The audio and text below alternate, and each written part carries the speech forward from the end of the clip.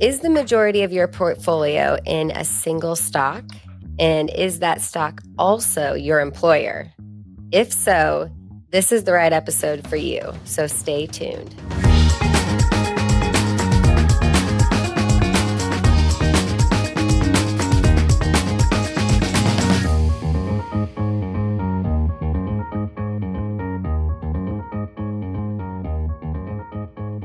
Welcome. Thanks for joining us for another episode of Your Life Simplified. We have another episode with Dan, Sharkey, and myself, the dynamic duo, also both your co-hosts. So I love episodes like this. How are you, Dan? I'm great. How are you? I'm terrific. Do you know, before we jump in, I say welcome in every episode. And I really thought that was kind of like a Whitney unique thing that I came up with. And I realized subconsciously, I think I got it from Armchair Expert. Have you ever listened to that? Dax Shepard? I figured that was just like your catchphrase, right? Like your sign on, like your Casey Kasem. I did and too. Now I'm really dating myself. I'm referring to radio DJs from the 1980s. So I'm thinking I think Dax Shepard goes, welcome. And now I'm thinking, I hope that he doesn't think I stole his catchphrase. Maybe we can get him to listen to this. I was going to say, if Dax Shepard is listening to our podcast, then we have made it and we'll be signing the new Spotify deal. So please let that make sure that's a reality. We'll monetize this thing immediately. We should tag him. Okay. So back into the topic at hand. Today we're talking about concentrated stock positions, but more specifically, if you have a concentrated position in your portfolio and it happens to be your employer as well. So it's your company stock, but it's also a big piece of your overall investment portfolio. And you, Dan, I think that this topic was your idea. So I just want to invite you to share why you think this is so important to talk about. Yeah, no, so I appreciate that. And this was really driven by the incredible run-up of Oracle stock. So over the last couple of weeks, Oracle had nearly a 40 percentage point increase in a single day. It just sparked this idea of people are going to be asking about that. People are going to be asking about other companies that have had similar type of run-up in their share price. And this episode is not going to be focused on all the technical ways that you can address that. Variable prepaid forward, donor advised fund, collar, all the things that we would do for our clients normally. We've done episodes on this previously. We can link to those. And we also have white papers that for anyone who's interested that we can share. It's more so how, as an individual, as an investor, should you begin to think about how your individual holdings, potentially your employer, very large and elevated levels of concentrated stock, how they ultimately filter into your portfolio and how you should be emotionally thinking about these things. Because a lot of the questions that we get are, what should I do? And the answer, if you're not really understanding the client, is give them all the kind of verbal technicalities of this is all the ways that you can solve for that. And I think that kind of misses the point to some degree. So we're really going to talk through how you can think through this, what your approaches should be, what questions that you should be asking, and what are some of the alternative pathways that you can ultimately find for yourself if you're lucky enough to be in this position. Excellent. And I love you kind of touched on the value of a wealth advisor, which we also did an episode on, and how we like to really listen and think through and offer advice in a thoughtful and intentional way, but by knowing our clients and knowing them well. So I think let's just start with, and I also love that you offered that it's not going to be the technical piece. And that is also because we don't want to put people to sleep. We want to make this somewhat to be entertaining. Exactly. Yeah. Okay. So let's start with just what's the first reaction that people mostly have to this type? Like, we'll just use the Oracle example of the run up, 40% run up. What's the first reaction emotionally that people probably have? I think it's just a sense of total bewilderment that a share price, particularly for a company the size of Oracle, can change so drastically in a single day. Now, from my experience, that's not common, right? You don't see companies of that size and that scope jump in share price in a single day to those levels. So it is somewhat of an outlier. It's a remarkable change in wealth for those who have those elevated levels. So what we would encourage people to do as they're listening to this is think about whether or not that's something that they want to adhere to if, in fact, their employer and their largest position happen to be the same. Most of the time, we see people with elevated kind of concentrated positions like we're talking about today are the result of some form of equity compensation that they've received in the past and just haven't liquidated. On occasions, when it's Oracle and the situation that we're referencing here, that's a pretty good decision, right? The generational wealth is created through these levels of concentration. And what I always walk people through is that if you look at the richest people in the world, they became the richest people in the world, not through a diversified portfolio, but through a single idea that just created a tremendous market cap. So Mike Bloomberg, Jeff Bezos, Elon Musk, all became wealthy because of a single holding in their portfolio, which obviously then expands beyond that. But that was the impetus for them to create a kind of generational wealth. For individuals, though, you have to begin to think whether or not that's something that you want to hold. So the conversations that I was having with my Oracle clients in particular was, first of all, just alerting them that this is happening. I think that's a huge, communication is a huge part. So calling every single one of them, letting them know that, hey, just in case you weren't watching the news this morning, that this particular event is happening, and then deciding what makes the most sense. We typically, and I'm not advocating this for everybody, but in most cases, we either use those shares to donate them to their charity or philanthropy of choice as part of their plan. But most of the time, we've had a plan before this event is actually occurring. And being prepared for how we're going to address this is really important. I would also tell you that sometimes concentration works to your benefit. As wealth advisors, we kind of are always pounding the drum for ensuring people know where their risks are. And in this particular case, it worked out for the better. I would have been very stupid had I told people that they should have sold, 6 or 7 months ago. But at the same time, when you have these levels of concentration, the inverse is also possible, right? We have clients who have United Healthcare as one example of which has seen about a 50% reduction in their share price. So what we want to encourage people to do is have a plan as you go into these things. Make sure you really understand where the risk lies. And also really have an open dialogue with whoever you're working with. And if you're not working with someone, find someone to help you make these decisions. Because having that sounding board is really the biggest benefit of working with someone. If you just rely on your own intuition or don't have a plan at all, you're really not going to know what to do when these situations do occur or when something turns against you. So ultimately, we want to ensure that people are having these conversations and being as transparent as possible as they kind of face these very difficult decisions. Great points. And I think it's also important that you have a neutral party as your soundboard because, as you pointed out, that these are very emotional decisions that impact them as the client directly. And like certain times like these, clients can often make irrational decisions or have irrational thought. And how do you counter that if they're like, oh, I want to sell all of it today because it just seems like the perfect time. It's going to give me a lot of wealth immediately, and it could go back down because it might not be sustainable at this level. So how do you counter some of that? Yeah, I mean that's typically the advice we have for a lot of our clients who have abnormally sized positions. When you see an event like this, typically, taking some chips off the table does make a ton of sense. And I would advocate for one of the reasons that I wanted to talk about this with our audience was that particularly if you have concentrated stock in the same company that's your employer. And here's the scenario that I painted for a client of mine who is an Oracle executive. It's almost like double the concentration, when you think about it. That's exactly it. Yeah. Because you're working and that's there. The point that you need to have them clearly understand. And this is something that for all of our listeners, I want them to take heart. If your employer and your largest holding happens to be the same company, here's what we would advocate for, is really think through what the changes in that share price will do for you and what the inverse of that would look like. Not only would your balance sheet be impacted, but also your employment status has the potential to be impacted. So what we typically advocate for is for any of the units, let's just take restricted stock units, which typically happen in this day and age, happen to be the most prevalent that we see from a lot of our clients.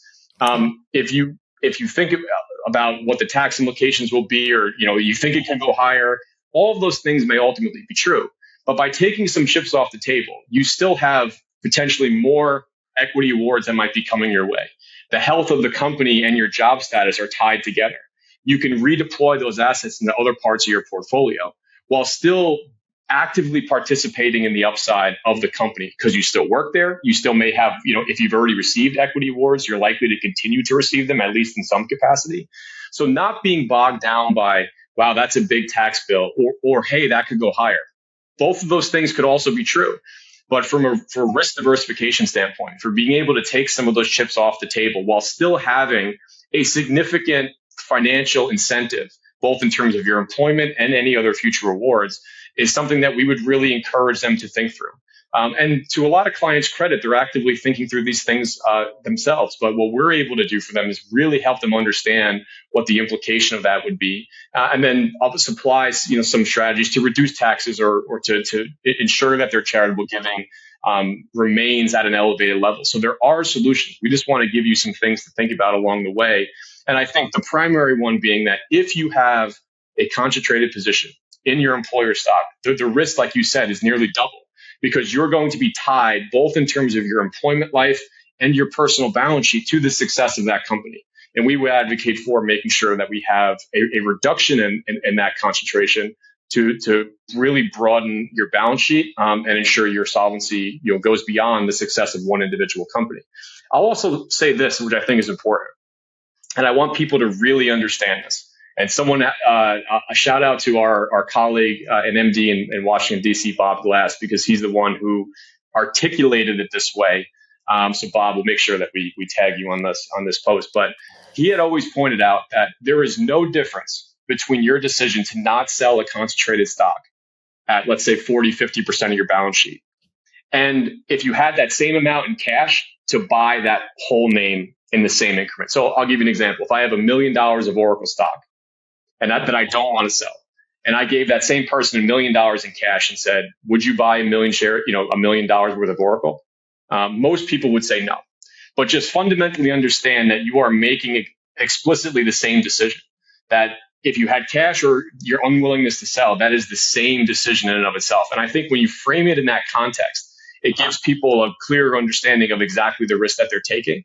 And there are ways to kind of mitigate that over time, and I think create a healthier portfolio for longer term. No one ever talks about when share prices get cut in half. We all kind of obsess over things that happen with Oracle. No, I should never have sold those shares. We really try to instill in people that the soundness, reasonableness, and good decision making is not necessarily based on the outcome. There's a great book by Annie Duke called Thinking in Bets, and thinking about the probabilities of your decision making. And just because an outcome went one way or the other still doesn't mean that was a good decision. Right? If you're speeding on your way home, just because you made it home safe doesn't mean that you should be speeding. Right? So it's the same logic in your portfolio. And by encouraging people to think through these things, we're really looking to make sure they have better outcomes over the longer periods of time. Really, really great points, Dan. And I can tell you're passionate about this. I want to almost be like give you a scenario of someone that, let's say they work at Oracle, since we're just using that example throughout this episode, and they have restricted stock units and they don't want to sell any of those because they feel that that's their hard work at play, it's like the awards that they've earned, and they're not necessarily comfortable with selling them. How would you kind of talk through that with them? It's such an excellent point. And the illusion of ownership is a huge part of this. That is, I already have these shares. They represent not only a tool in my portfolio, but they represent 2 a.m., working late at the office, getting promoted along the way, having, perhaps running your own team for the first time. This is where the behavioral part of portfolio management really comes into play. People are materially attached to these shares. They also feel like they have a good sense of what the company itself is doing. So the idea being that I'm here every day, even for a company as big as Oracle, and you can apply this hypothetical example to any major company along the way. But I'm here every day. I see the hard work that people are putting in. I have faith in my colleagues and the processes. That's why I'm here. That's a somewhat of a dangerous illusion to fall into. Even as high up as you may be, you only have a glimpse into what everyone else is doing. You're not even sure how the market will respond. I mean, we can give you hundreds and hundreds of examples of companies, beating their revenue estimates and their share price falling, right? So it's not as if this is a guarantee that the share price will go up. So I think people always kind of overemphasize or are very protective of those particular securities that are maybe in their portfolio because it represents something so much greater than just a stock, right? It's like it's not something that's completely intangible like that. They're equating it to all their hard work. So as us as advisors, having that disinterested and arm's length distance from those shares, I think provides a little bit of clarity that we can help people think through. So again, having a little bit of distance, thinking about it very soberly, thinking about the implications. When you've heard me say this a million times before, having a well-calibrated sense of future regret, right? And just to go back to Oracle, because I know we've been using that as a test case in this episode. If Oracle's share price continues to go up, you're going to benefit from your employment. You're going to benefit from any shares that are going to continue to vest. But you've also taken some chips off the table that can be treated as your kid's education or paying off your mortgage or creating a solid foundation for the rest of your portfolio along the way. So we really want people to think through all those decisions, think about it dispassionately as best that you can, and think about making the best decision with the information that you have, not based upon what's happened previously or what you envision will happen in the future. So I also want to go back to one thing that you said earlier. You said something about it creating multi-generational wealth. Can you just add some color to that? Because I think that I don't know, it stuck with me and I feel like it's an important topic. Yeah, no, thank you for asking about that. So doing this for as long as we have, there are certain things that I think become clear over time that you see repeated over and over and over again. And I think when clients come to us and they might be assessing the value of a job change, they might be trying to better understand what their future growth of their wealth will look like. You can absolutely become secure, to have true financial freedom through hard work, saving, and the traditional ways that our grandparents and etc. else, built the American dream, right? I get paid for doing a job. I save a portion of my salary, and that continues to grow through working with an advisor or on my own into something that I can rely on forever. What I have seen is to go from that version of your own kind of wealth journey into something that is in significant excess of what you'll need. I'm using air quotes for all those listening on Spotify and on the podcast app on their phone. If you're watching. Exactly. If you're watching, you can see my air quotes. But to go beyond that, beyond what you, quote, need, I typically see that from equity grants, ownership of the small business, some element in which you participate materially in the appreciation of a company's value as the owner or as a shareholder, et cetera. So when I talk about generational wealth and the ability to go from $1 million to 10 million, it's really hard to save your way into that experience. Yet if you're participating in a company and you're NVIDIA's 100th employee, or you've been at Oracle for 2 decades and you've been getting units in the rapid increase in Oracle share price, you're Broadcom. There's a million examples that I can give you. TMO, or Thermo Fisher. That's where that wealth just spikes. It just goes parabolic. It goes from something that might be worth $1 million to 10 million, not overnight, but in that same kind of vein. And people wake up one day and they see that, oh my God, at 9:29 Eastern time, I was worth $3 million, and at 9:40, I'm worth 4.5.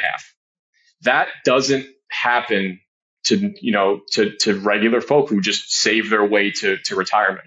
So when I talk about that, we want to keep that in perspective, and we want to make sure that anyone who's evaluating this as part of their plan, that they have all the facts relevant to making that decision. And that's what we do, and that's what we truly try to encourage people to think about.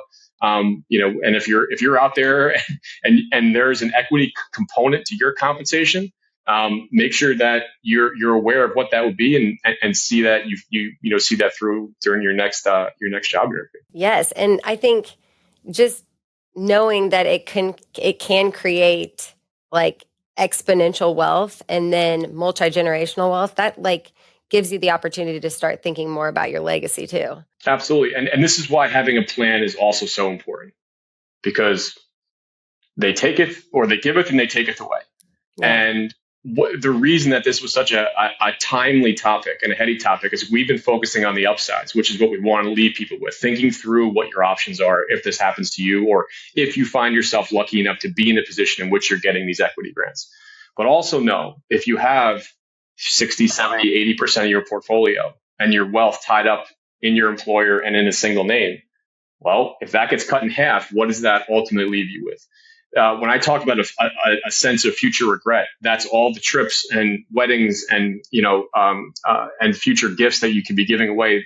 Those become real too, but in the adverse, or in the negative, I should say. So we want to be mindful of both sides of the coin and think through all these decisions. Not everything will always go up, and by having a plan, having someone to talk through the risks with you, being able to find a salient way to both divest from those securities if appropriate, in the context of your specific situation. All those things are really important. And lastly, I'll just kind of leave you with this. Don't let the tax tail wag the dog.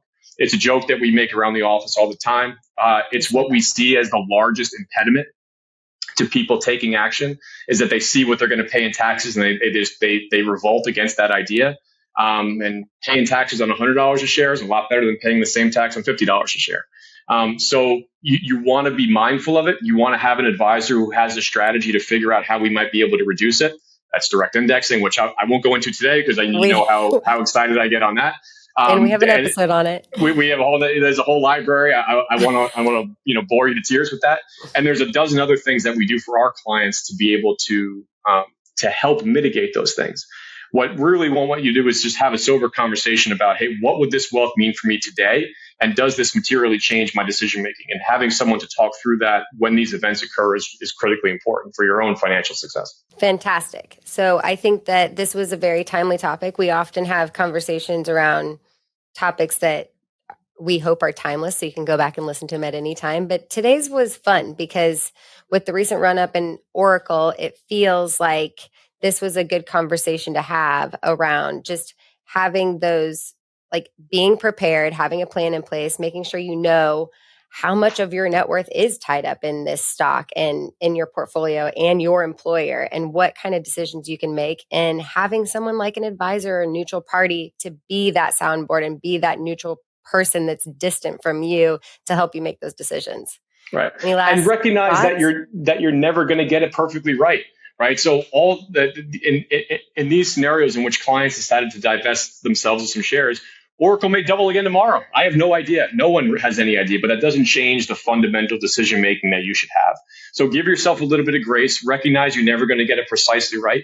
In a lot of cases, I would say make sure that you have a sounding board to help you think through the different implications of your choices, and then make the best choice for you with the information that you have. That's all you can really do. And if you repeat that process every time you're at an inflection point, I can't guarantee where anything goes in the market related, but I'm pretty confident that if you take that process and repeat it over a lifetime, you will end up in a far better place than if you just kind of do it by the seat of your pants. And that's a lot of the times the approach that we take with all of our clients. Consistent, repeatable process that you have researched and felt comfortable with, and you're going forward with that plan. Yes, I agree. All right. Thank you, Dan. And thanks to everyone for listening. If you liked what you heard today, please like, subscribe, or follow on wherever you listen to your podcasts.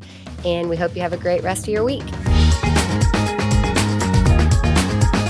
The views expressed in this podcast are for informational and educational purposes only and do not consider any individual, personal, financial, legal, or tax situation. As such, the information contained herein intended and should not be construed as a specific recommendation, individualized tax, legal, or investment advice. Where specific advice is necessary or appropriate, individuals should contact their own professional tax and investment advisors or other professionals regarding their specific circumstances and needs prior to taking any action based upon this information. The information provided has been obtained from sources deemed reliable. However, the accuracy, completeness, and reliability cannot be guaranteed. Tax laws are subject to change, either prospectively or retroactively. Any opinions expressed are subject to change at any time without notice. There is no assurance that any investment, plan, or strategy will be successful. Investing involves risk, including the possible loss of principal. Past performance is no guarantee of future results, and any opinion expressed herein should not be viewed as an indicator of future performance. Mariner is the marketing name for the financial services business of Mariner Wealth Advisors, LLC, and its subsidiaries. Investment advisory services are provided through the brands Mariner Wealth, Mariner Independent, Mariner Institutional, Mariner Ultra, and Mariner Workplace, each of which is a business name of the registered investment advisory entities of Mariner. For additional information about each of the registered investment advisory entities of Mariner, including fees and services, please contact Mariner or refer to each entity's Form ADV Part 2A, which is available on the Investment Advisor Public Disclosure website, www.advisorinfo.sec.gov. Registration of an investment advisor does not imply a certain level of skill or training.